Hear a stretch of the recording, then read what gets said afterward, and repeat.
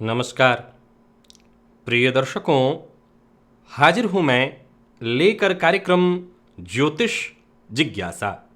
एक ऐसा कार्यक्रम जहां मैं आपके जन्म कुंडली से संबंधित प्रश्नों का जवाब देता हूं, उन जिज्ञासाओं की शांति करता हूं जो निरंतर आपके मन में उत्पन्न हो रहे हों। सबसे पहली आज जो जिज्ञासा है वो नागेश्वर संग्राम जी का है। इन्होंने पूछा है, धनु लग्न में गुरु अष्टम में हो तो किस मार्ग में जाना चाहिए, जैसे कि योग और तंत्र। धनु लग्न में गुरु अष्टम में हो तो सीधी सी बात है कि धनु लग्न में अष्टम भाव में कर्क राशि हो जाती है और कर्क राशि में देवगुरु उच्च के होते हैं। निसंदेह ये साधना का मार्ग हो जाएगा, रिसर्च का मार्ग हो जाएगा, खोज का मार्ग हो जाएगा। तो वैसे तो तंत्र में भी साधना है और योग में भी साधना है। अगर आप तंत्र के क्षेत्र में जाना चाहते हैं तो वहां भी जा सकते हैं और योग में जा सकते हैं। तंत्र की बात आती है तो प्रायः ये हम समझते हैं कि कोई बुरा कर्म नहीं, तंत्र बड़ा श्रेष्ठ है। तो निसंदेह तंत्र के फील्ड में जाना भी अत्यंत श्रेष्ठ है। अंकुर जी ने पूछा है, अगर लग्न कुंडली में गुरु द्वितीय भाव में नीच के हों परंतु नवांश कुंडली में गुरु द्वितीय भाव में उच्च के हों तो क्या पिछले जन्म की अतृप्त इच्छा पूरी होगी या नहीं? अंकुर जी, जन्मांक चक्र में कोई ग्रह नीच का हो परंतु नौमांश में वो उच्च का हो अगर, तो नौमांश चक्र में उच्च के होने के कारण वो उच्च के समान ही फल देगा। और मैंने बताया था कि जब उच्च का कोई ग्रह है तो निसंदेह भगवत भक्ति से आपके सभी मन इच्छित कार्य, चाहे वो इस जन्म के हों या पूर्व जन्म के, वो पूर्ण होंगे। राहुल गुप्ता जी ने पूछा है, वृश्चिक लग्न में यदि 6 ग्रह एक साथ 12वें में हों तो प्रव्रज्या योग का क्या प्रभाव पड़ेगा? राहुल गुप्ता जी, प्रव्रज्या योग का प्रभाव बताऊं मैं उससे पूर्व आपको बता दूं कि प्रव्रज्या योग जो श्रेष्ठ माना गया है 4 या 5 या 6 ग्रहों की युति से, वो दशम और एकादश में माना गया है। क्यों माना गया है आप उसके बारे में शायद मेरे मुंह से सुने होंगे, नहीं सुने हैं तो आज सुनिए। जन्म कुंडली का दशम भाव कर्म भाव है और जन्म कुंडली का लाभ भाव 11वां भाव धनागमन का है। 11वें भाव में आपने सुना होगा सभी ग्रह अच्छा फल देते हैं, ये तो आपने सुना है। अब जरा कल्पना करिए कि दशम भाव में हो तो दशम भाव अत्यंत श्रेष्ठ मजबूत हो जाएगा। जितने भी जातकों के दशम भाव में बहुत से ग्रह हों, अत्यधिक ग्रह हों, वो निसंदेह अपने जीवन में बेहद श्रेष्ठ सफलता हासिल करते हैं। अब मानव जीवन का जो स्वभाव है, अगर आप उस स्वभाव का, उस मनोविज्ञान का जो मानव का एक स्वभाव है, उसका अगर आप अध्ययन करेंगे तो आप पाएंगे कि मानव कभी संतोष कर ही नहीं सकता। जब उसके पास धन नहीं तो वो धन के लिए प्रयत्नशील होता है, जब वो धन पाले तो धन से उसका मन भर जाता है, फिर किसी और चीज, अंत में आकर के वो मोक्ष के लिए प्रयत्नशील हो जाता है। और मोक्ष भी अगर उसको मिल जाए तो मैं समझता हूं उससे फिर आगे का कुछ और मार्ग वो सोचने लगेगा। यही मानव स्वभाव है। तो जन्म कुंडली के दशम और 11 भाव में बहुत से अधिक ग्रहों के होने के चलते निसंदेह ऐसा जातक अपने जीवन काल में बहुत सफल होगा, खूब धन अर्जित करेगा। और एक बात तो पता ही है कि ये जो दुनिया है ये कहीं ना कहीं माया है और माया से मोह टूटेगा। जब आप किसी चीज को अति रूप में पाएंगे, बहुत पा जाएंगे, तो आपका मन उससे भर जाएगा, मन उससे भर जाएगा। तो मन भर जाना ही प्रव्रज्या है, यानी उससे मन उचाट हो जाना, धन से, कर्म से, परिवार से, नाता रिश्ता, इनसे दूरी हो जाना, मन उचाट हो जाना, यही प्रव्रज्या है। लेकिन 12वें में जो इतने सारे ग्रह बैठे हैं तो ये प्रव्रज्या अभाव वाला है, क्योंकि व्यय भाव खर्च का भाव है। तो जातक व्यय से, खर्च से इतना तंग हाल और परेशान होगा कि हो सकता है वो जो प्रव्रज्या या उसका जो मन उच्चाटन होगा। यहाँ प्रव्रज्या का मन का शब्द का अर्थ हमेशा ये नहीं समझिए कि घर छोड़ के चल देना है। उच्चाट हो जाए मन, हर चीज से मन हट जाए कि अब मारो नहीं चाहिए। तो ये जो 12वें में है वो व्यय के कारण होगा, अर्थात खर्च इतना ज्यादा कि जातक का दिल ऊब जाएगा कि अब क्या करें। तो जब इंसान किसी चीज से परेशान हो जाता है तब भी उच्चाटन होता है। तो ये प्रव्रज्या वो वाला है।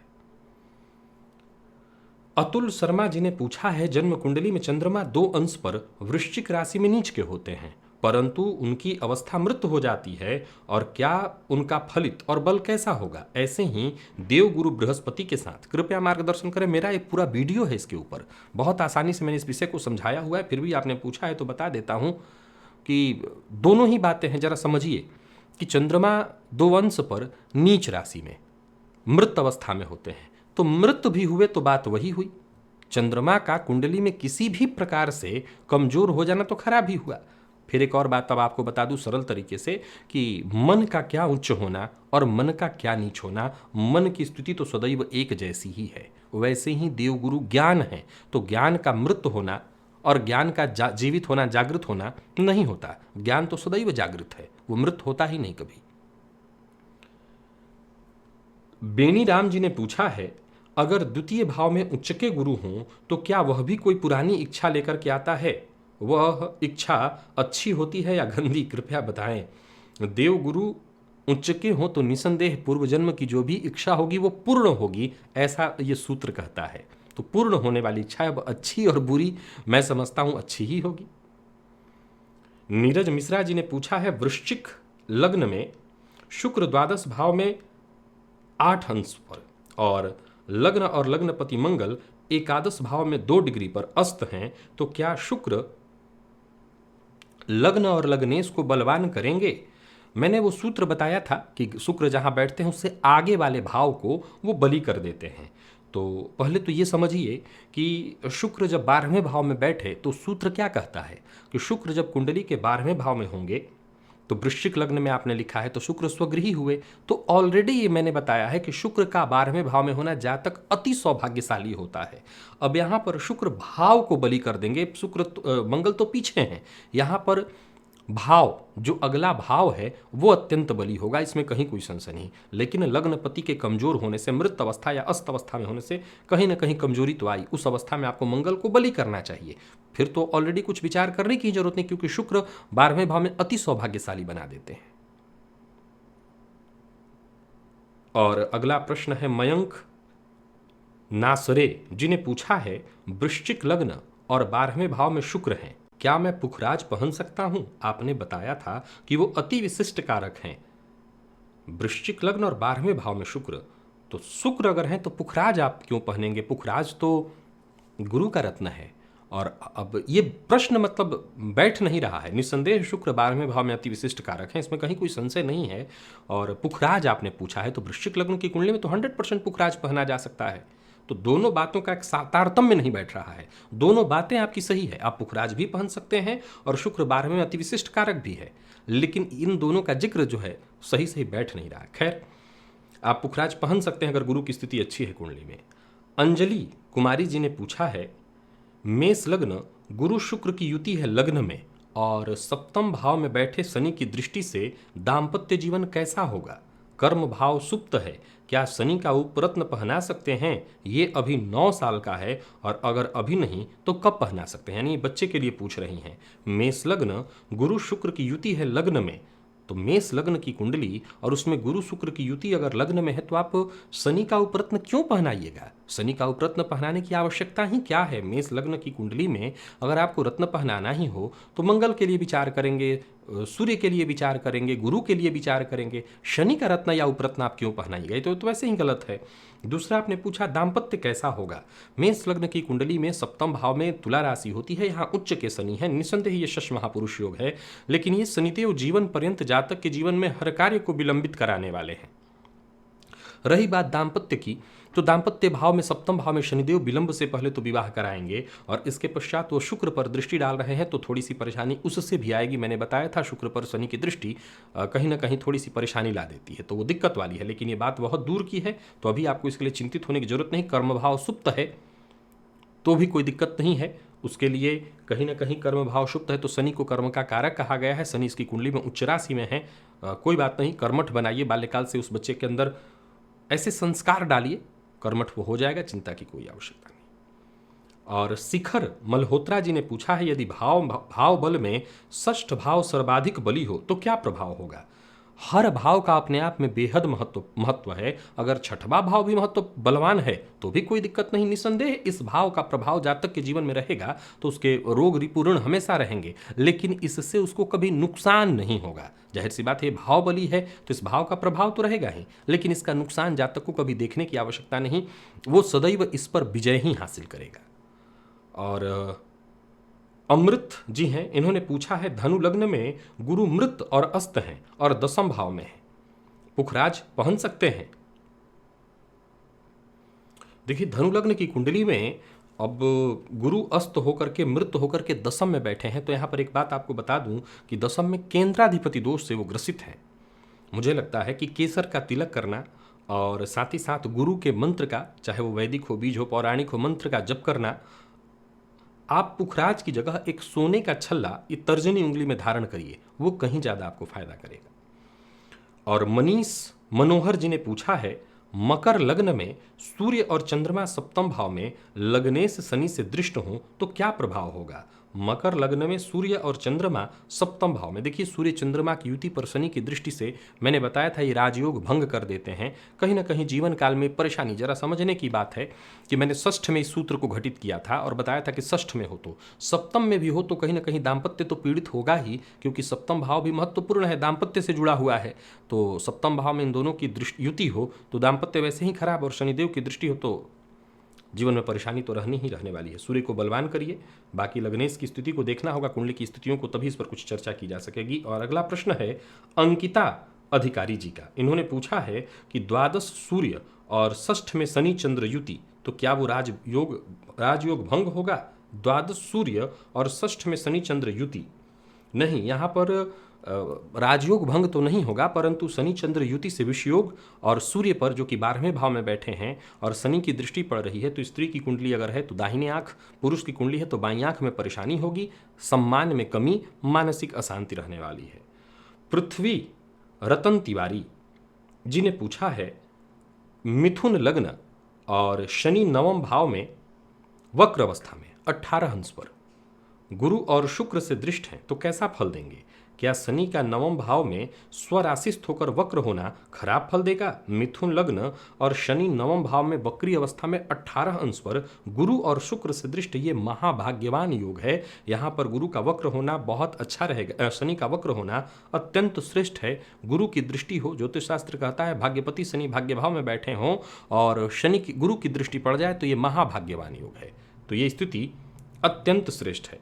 योगेश राजपाल जी ने पूछा है मेरे लग्नेश शुक्र हैं, बुध और सूर्य के साथ नवम भाव में बैठे हैं, क्या मेरे लिए लाभदायक है? मेरे लग्नेश शुक्र हैं और बुध सूर्य के साथ नवम भाव में बैठे हैं, इसमें पूछना ही नहीं। लग्नेश जब भी भाग्य भाव में बैठेंगे तो बुध शुक्र सूर्य के साथ भी कोई दिक्कत नहीं, क्योंकि सूर्य नवम में कारक होते हैं, बुध के साथ बुधादित्य योग बना है, कोई दिक्कत नहीं। अस्त भी हुए तो भी कोई चिंता ज़्यादा नहीं है। यहाँ पर बैठना दोनों बहुत अत्यंत श्रेष्ठ है, विशेषकर सूर्य के साथ भी परसों दिन ही सूत्र बताया था कि लग्नेश जब भी सूर्य के साथ होंगे वो निसंदेह अच्छा फल देंगे, तो बहुत अच्छा है।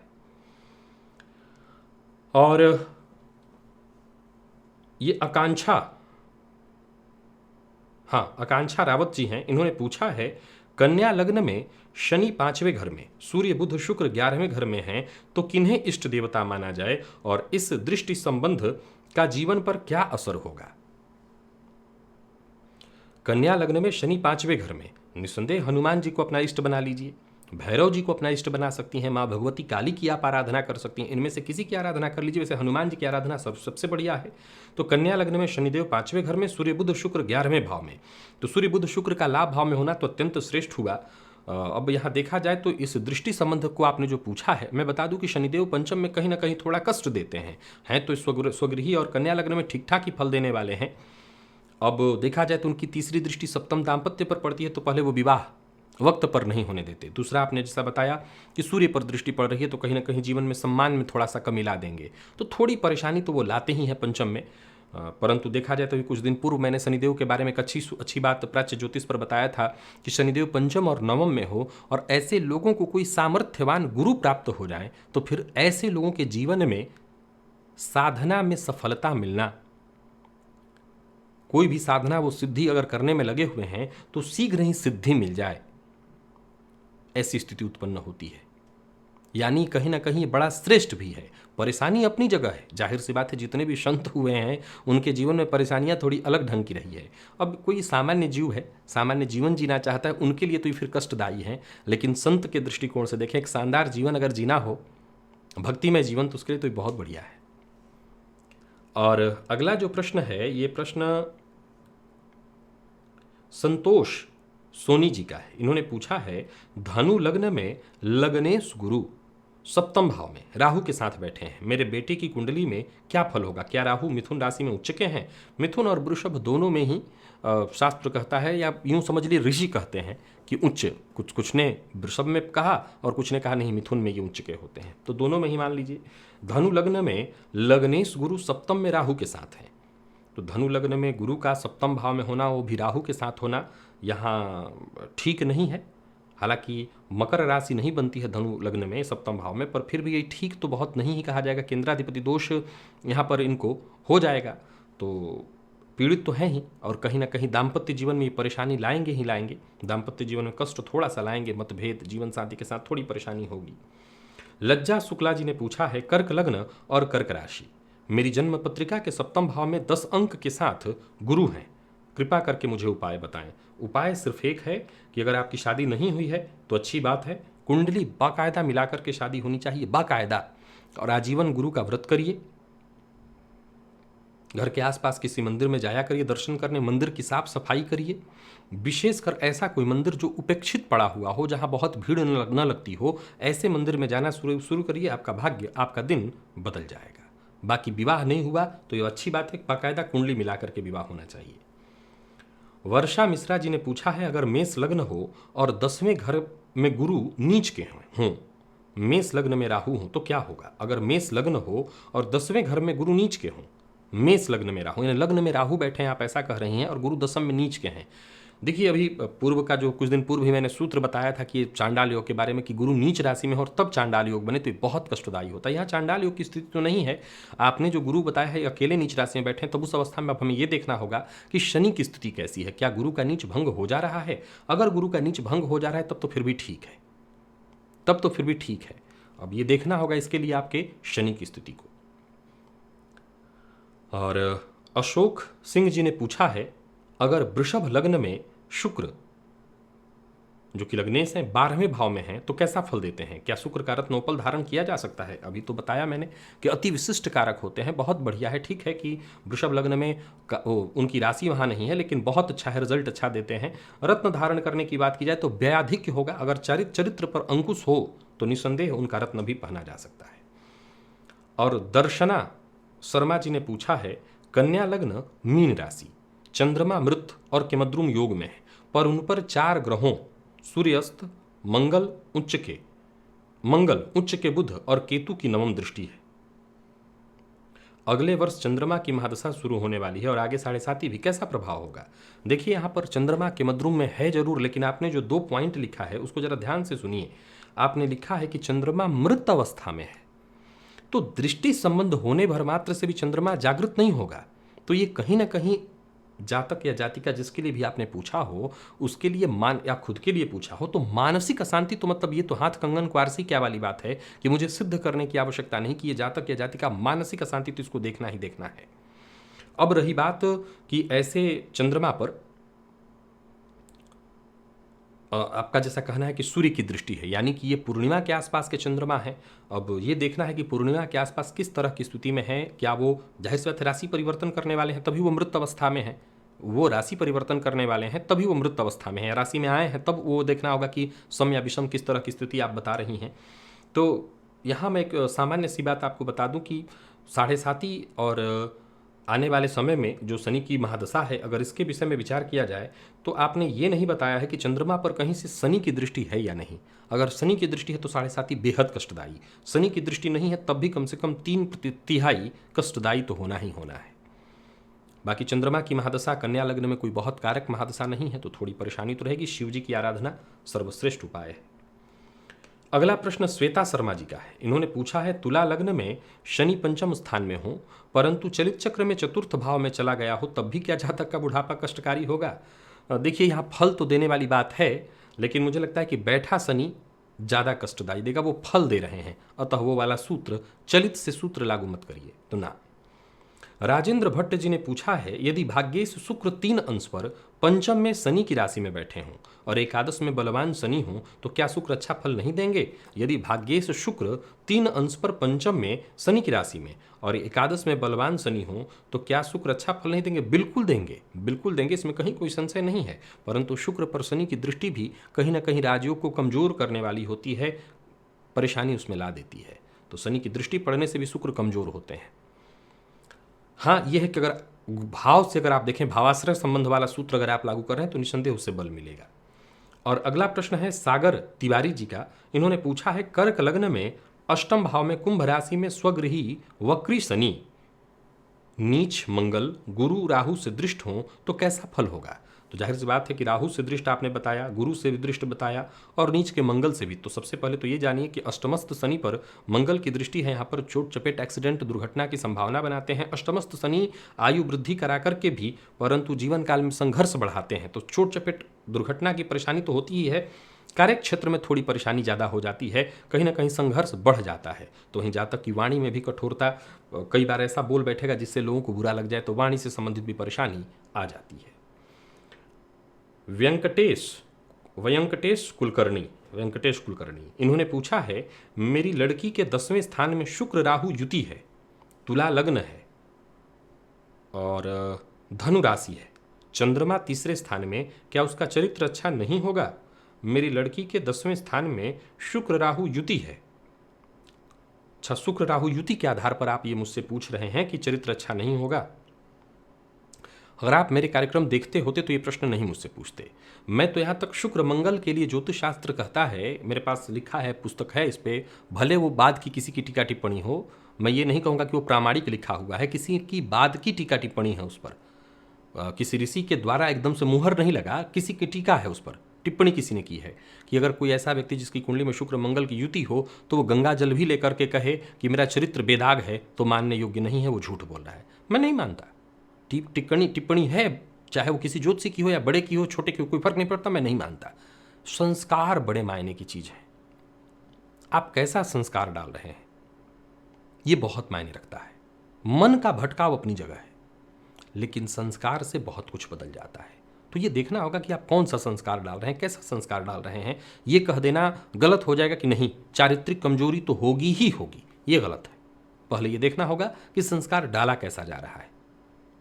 आज के इस परिवेश में अगर आप देखें तो आपकी बेटी हो या किसी का बेटा, वो क्या देख रहे हैं टीवी में, वो 10वें वर्ष से क्या चीज़ें सीख रहे हैं, वो सबके सामने है। तो उसमें केवल एक शुक्र राहु की युति क्यों कहें? जिस बच्चे की कुंडली में युति नहीं है वो नहीं भटक रहा है, और क्या जो बुरे कार्य करें सब में ऐसी ही कोई युति है?